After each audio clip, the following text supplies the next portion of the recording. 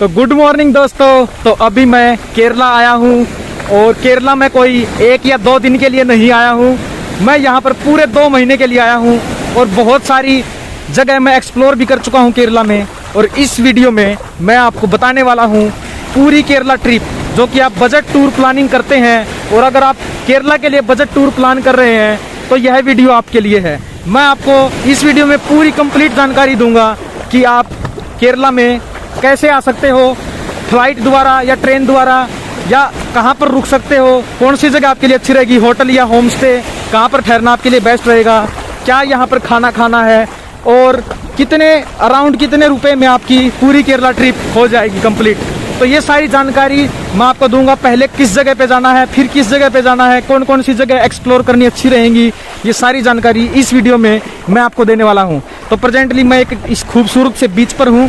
आप इस साइड में खूबसूरत नारियल के पेड़, कोकोनट ट्री देख सकते हैं। सामने एक रिसोर्ट्स है बहुत शानदार और ये एक सीक्रेट बीच टाइप का है। अभी फिलहाल मैं इस बीच पे अकेला हूँ और ये छोटा सा खूबसूरत बीच है। यहाँ पर सैंड अच्छा है, इसलिए मैं नहाने के लिए यहाँ पे आ गया था। मेरा नहाने का मन करा, थोड़ी गर्मी है यहाँ पर केरला में इस टाइम पे, तो इसलिए। और एक बात मैं आपको बता दूँ, केरला ट्रिप के लिए सबसे अच्छा बेस्ट सीजन रहता है सितंबर मंथ से मार्च मंथ तक, सबसे पीक सीजन रहता है। तो ये नोट करके चलें कि जब भी आप केरला ट्रिप पर आ रहे हो तो सितंबर से मार्च तक का टाइम चूज करें। अब मैं बात करता हूँ कि आप केरला कैसे पहुँच सकते हैं। दोस्तों, आप अपनी ट्रिप की शुरुआत, चाहे आप 2 दिन या 4 दिन 5 दिन के लिए केरला आ रहे हो या फिर आप 10 दिन के लिए केरला आ रहे हो, वैसे 10 दिन का टाइम सबसे अच्छा रहता है केरला, पूरा केरला घूमने के लिए।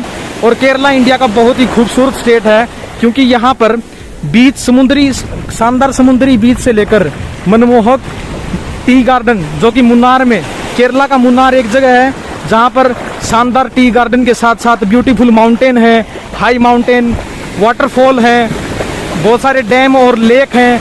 और थेकड़ी में वहाँ पर विल्ड लाइफ भी आपको, खुलेआम एलिफेंट, टाइगर और विल्ड गोट आपको देखने को वहाँ पर मिल जाती हैं। तो केरला एक ऐसी जगह जहाँ पर बीच भी हैं, पहाड़ भी हैं, माउंटेन भी हैं और क्या नाम है, इसके साथ ही लेक और वाटरफॉल भी हैं।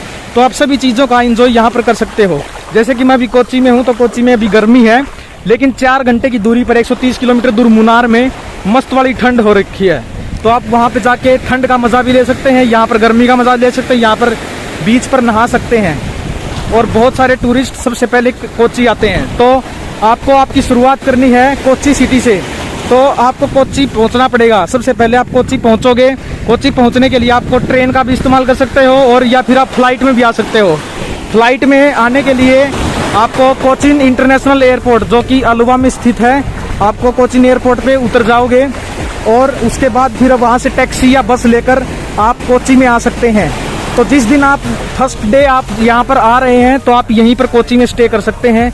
अगर आप ट्रेन से आना चाहते हैं तो यहाँ पर एर्नाकुलम रेलवे स्टेशन लगता है। एर्नाकुलम रेलवे स्टेशन के लिए आपको दिल्ली, मुंबई, कोलकाता, बेंगलोर, सभी बड़े शहरों से आपको डायरेक्ट ट्रेन मिल जाएगी, जो कि आपको एर्नाकुलम उतार देगी। क्योंकि बहुत सारी ट्रेनें दिल्ली से त्रिवेंद्रम तक जाती हैं, जो कि एर्नाकुलम से होके ही जाती हैं। तो एर्नाकुलम कोच्चि का एक रेलवे स्टेशन है। तो फर्स्ट डे आप वहाँ पर आओ और वहाँ पर कोच्चि में स्टे करो।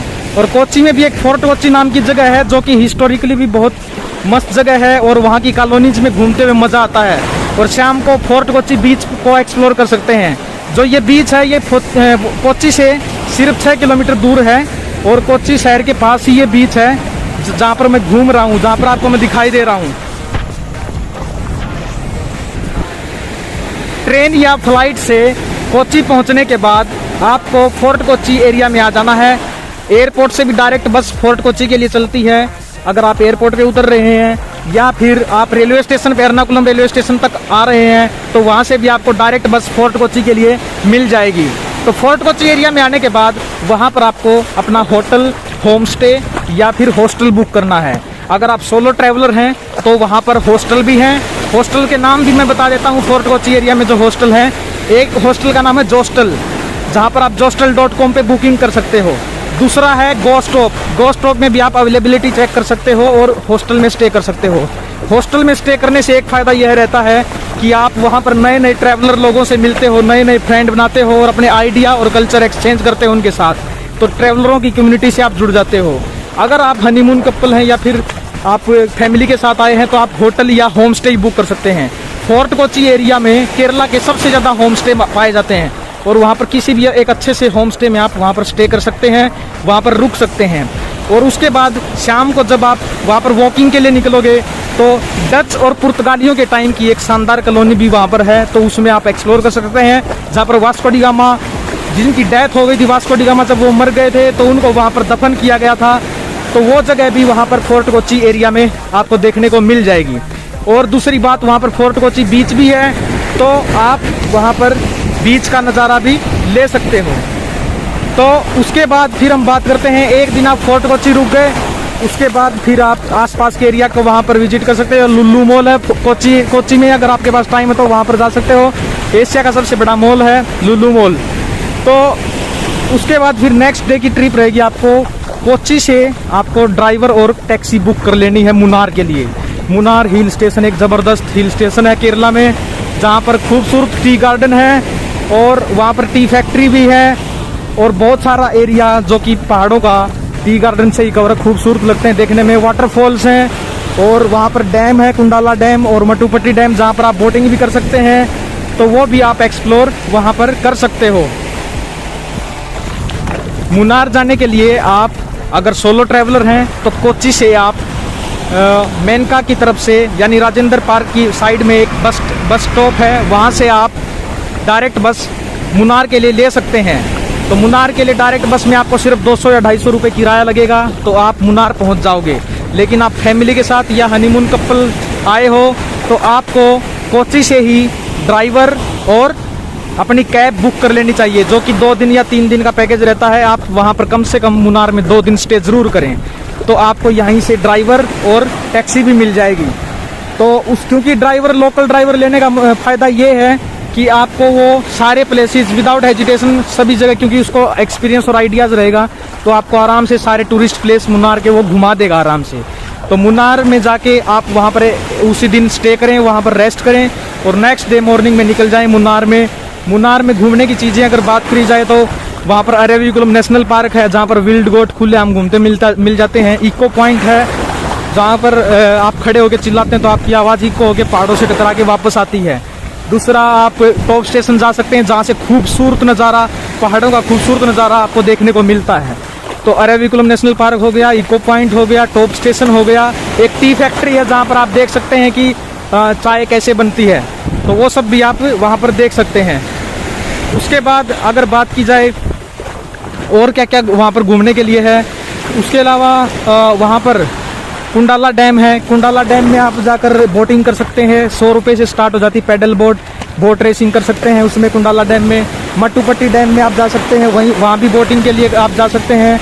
फिर वहाँ पर खुलेआम वहाँ पर एलिफेंट की सफारी भी है, तो खुले वहाँ पर एलिफेंट घूमते हैं, तो उनके ऊपर आप ले सकते हो। एक एडवेंचर वैली है जिसमें आप जीप लाइन वाली एक्टिविटी कर सकते हो, जहाँ पर तार से लटक के जहाँ पर एक तरफ से दूसरी तरफ जाते हैं, वो सब कर सकते हो। उसके बाद अगर बात की जाए तो मुन्नार में 1 या 2 दिन में आपके दोनों जगह कवर हो जाएंगी। थोड़ा सा आपको रास्ते में वॉमिटिंग हो सकती है, अगर आप फर्स्ट टाइम ट्रैवलर हैं तो आपको वॉमिटिंग हो सकती है, तो इसलिए अपनी टैबलेट वगैरह साथ में लेके ज़रूर चलें।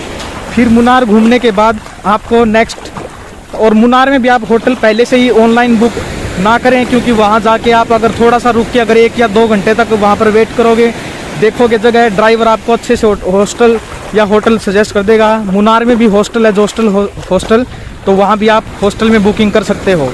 लेकिन अगेन मैं बता रहा हूँ कि अगर फैमिली के साथ आए हो तो आपको होटल या होम स्टे बुक करना ही ठीक रहेगा। मुन्नार में होम स्टे नहीं मिलते इतने ज़्यादा, लेकिन आप होटल वहाँ पर बुक कर सकते हो।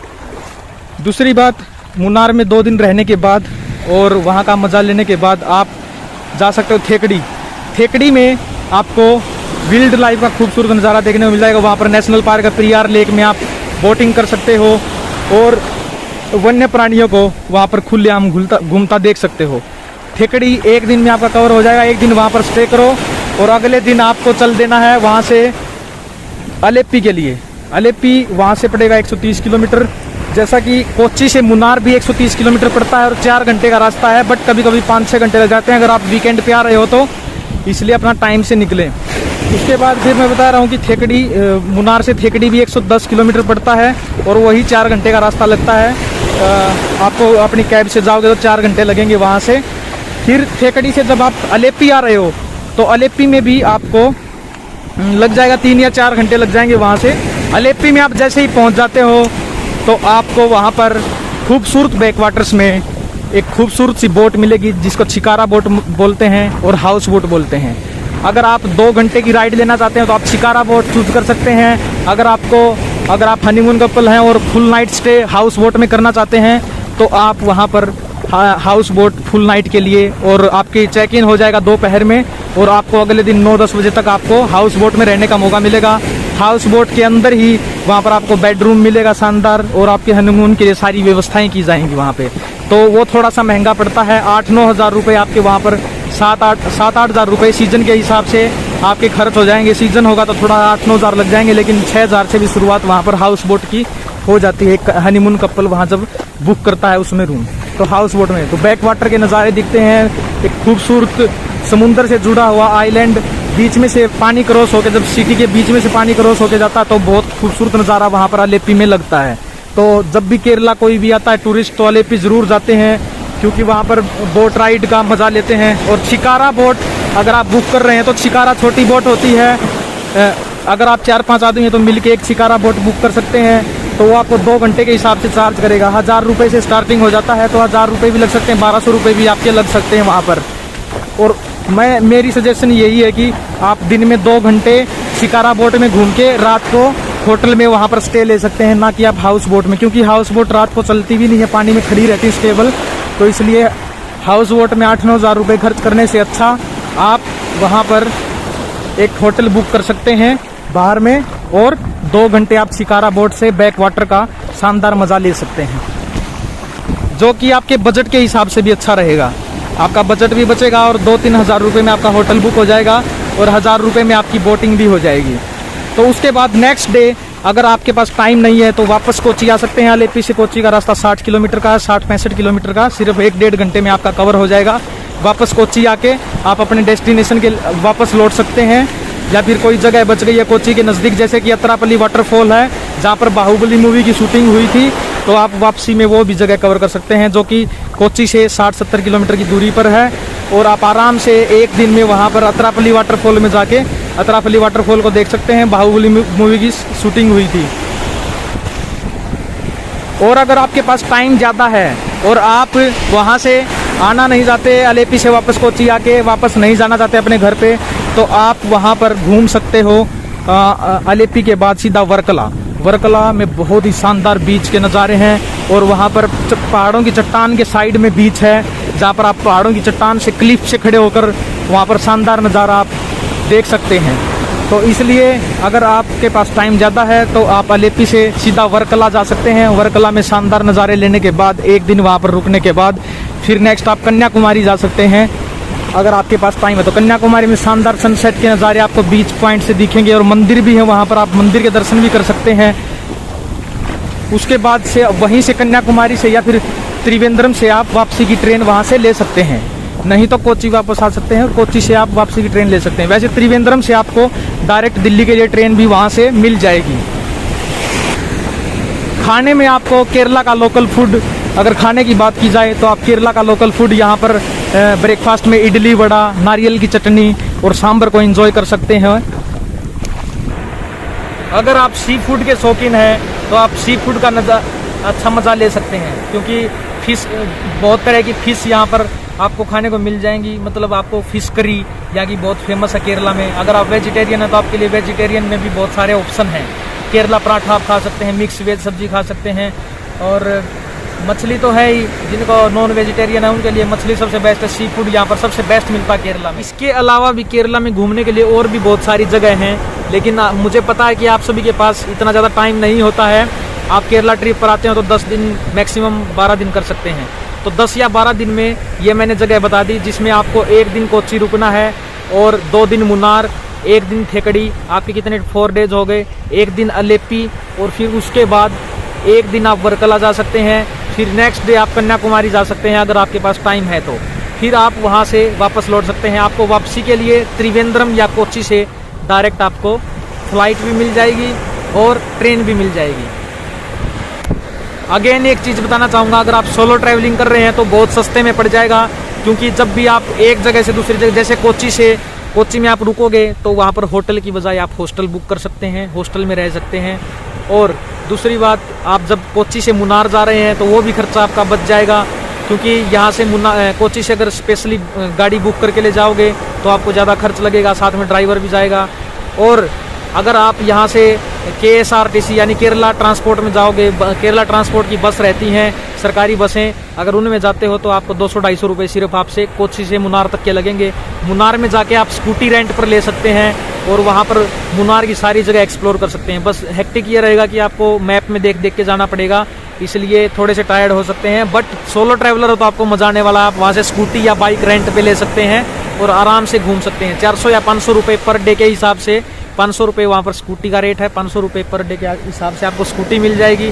तो आप वहाँ स्कूटी लेके मुन्नार में घूम सकते हैं सारी जगह पे, बहुत मज़ा आने वाला है। लेकिन आप अगर हनीमून कपल हैं तो आपको बेस्ट रहेगा कि आप कोच्चि से ही अपनी गाड़ी बुक कर लो, यानी अपनी कार बुक कर लो और साथ में ड्राइवर को ले लो। वो आपको पूरे केरला के लिए, आपको जितने दिन बोलोगे, 2 दिन मुन्नार, 1 दिन थेकड़ी, 1 दिन अलेप्पी और 1 दिन वर्कला घुमा के आपको वापस कोच्चि लेके आ सकता है। और केरला में जहाँ पर अभी मैं बैठा हूँ तो यहाँ पर आप देख सकते हैं कि कितना खूबसूरत ये समुद्री बीच है। ऐसे ऐसे बहुत सारे नज़ारे आपको केरला में देखने को मिल जाएंगे और क्राउड भी बहुत ज़्यादा आता है। अभी फोर्ट कोच्चि का जो बीच है वो पूरा भरा हुआ होगा, क्योंकि वहाँ पर फॉरेनर और ये सब ज़्यादा आते हैं, देसी विदेशी बहुत ज़्यादा वहाँ पर आते हैं। और लेकिन ये बीच 6 किलोमीटर दूर है, शांत बीच है। यहाँ पर सुबह और शाम ज़्यादा भीड़ होती है। यहाँ पर ये देखो, मछुआरों की बोट भी यहाँ से फिशिंग करते हैं और ये सीज़न सबसे बेस्ट है। अच्छी खासी धूप भी निकली हुई है आज। आई होप कि आपको वीडियो देखने से आपको पूरा आइडिया आ गया होगा कि आप कहाँ कहाँ कैसे कैसे ट्रैवल कर सकते हैं। आपको थोड़ा बहुत तो आइडिया आ ही गया होगा कि अगर आप केरला टूर प्लान कर रहे हैं। लेकिन फिर भी अगर आपको कोई डाउट, आपको कोई क्वेश्चन है तो डिस्क्रिप्शन में मैं अपना टेलीग्राम चैनल का लिंक डाल दूंगा। आप वहाँ पर मुझे डायरेक्ट क्वेश्चन कर सकते हो और मैं वहाँ पर सेम टाइम 2 या 4 मिनट के अंदर, 10 मिनट के अंदर मैं वहाँ पर आपको रिप्लाई भी कर दूंगा। हाँ, अगर कोई यहाँ पर आना चाह रहा है केरला, अभी रिसेंटली अगर कोई आना चाह रहा है तो आप कांटेक्ट कर सकते हैं, क्योंकि मैं भी केरला ही एक्सप्लोर कर रहा हूँ। और मैंने जैसा आपको पहले ही बताया, मैं 2 महीने यहाँ पर केरला में रुकने वाला हूँ, क्योंकि केरला में जो वाइब्स है ना, जो बहुत बेहतरीन है, पॉजिटिविटी आती है और वेदर कंडीशन बहुत ज़बरदस्त है। आप 3-4 मौसम के आनंद यहाँ पर ले सकते हो। लेकिन मार्च के बाद यहाँ ना इतना ठीक नहीं रहेगा, क्योंकि मार्च के बाद यहाँ पर रेनी सीजन स्टार्ट हो जाता है। अगर आप रेनी सीजन देखना चाहते हैं तो खूबसूरत हरी भरी घाटियों में घूमना चाहते हैं, मुन्नार और थेकड़ी की खूबसूरत हरी भरी घाटियों में, तो वहाँ भी घूम सकते हैं।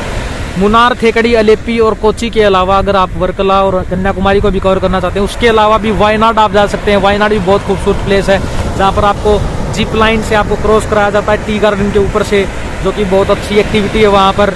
उसके अलावा भी और आप बहुत सारी एक्टिविटीज यहाँ पर केरला में कर सकते हैं।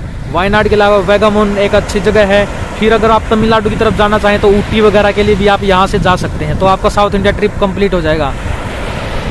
तो वीडियो के आखिर में यही कहना चाहूँगा कि अगर आपने अभी तक इस चैनल को सब्सक्राइब नहीं किया और आप इस चैनल पर नए हो तो आप चैनल को सब्सक्राइब कर लेना, क्योंकि ट्रैवलिंग से जुड़ी हुई हर तमाम खबरें आपको यहाँ पर मैं आपको दिखती रहेंगी, मिलती रहेंगी। मेरी तरफ से हर जगह का, हर लोकेशन का, जहाँ जहाँ मैं ट्रैवल करूँगा, आपको बजट ट्रैवलिंग का आइडियाज़ वहाँ पर आपको देता रहूँगा। सस्ते सस्ते में आप कैसे ट्रैवल कर सकते हो वो सब आइडियाज़ मैं आपको वहाँ पर देता रहूँगा।